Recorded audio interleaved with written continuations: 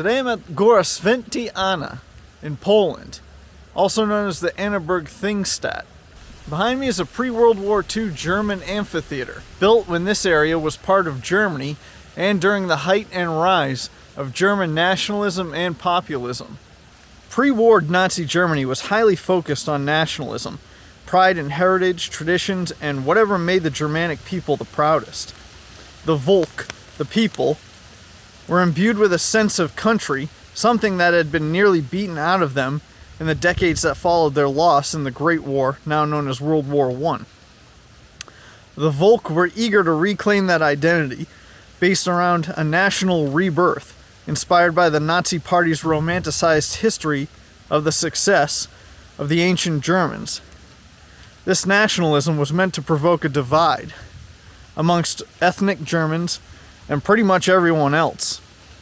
Populism prevailed, and a sense of elitism was utilized by the Nazis to go forth with their plans. One way of creating this sense of culture was through the Thingspiel, or theater performances. Specially constructed amphitheaters, or Thingstadt, were built into a natural outdoor setting, utilizing the native rocks, vegetation, water, and landscape to spur a feeling of ancient mythological significance, emulating Greek amphitheaters.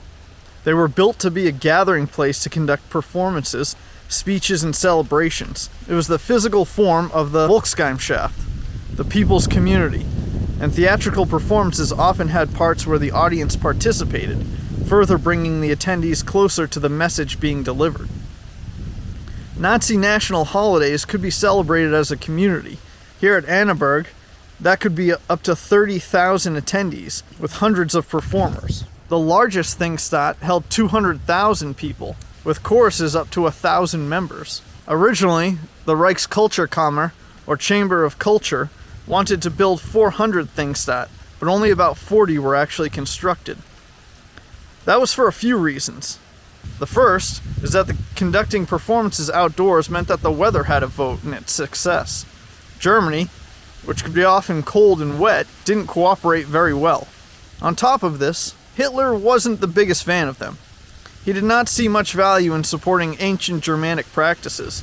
In time, playwrights and the propaganda ministry failed to provide enough engaging content for the Volk, and the amphitheaters began performing more conventional shows, with less focus on overt nationalism.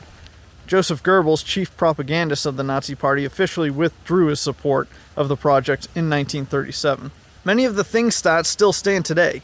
Most, like here at Annaberg, were built into old quarries on the sides of hills and mountains, preserving them through both structural integrity and through functionality. The amphitheaters fell out of use because of a lot of reasons, one of which, you can imagine, weather. A monument now stands here to the Silesian rebels, Polish fighters who fought German paramilitary forces in 1921. It replaces the German mausoleum that had been built here in honor of those German paramilitary forces, which was dynamited by locals in 1945.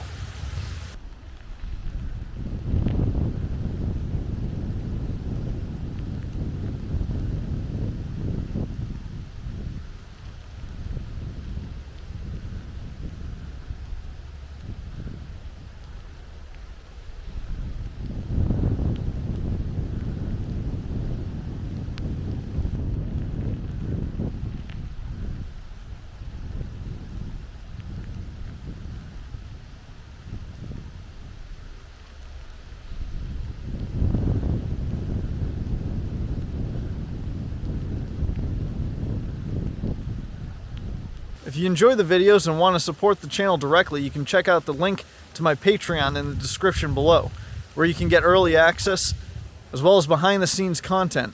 Either way, thanks for watching, and as always, until next time, get lost.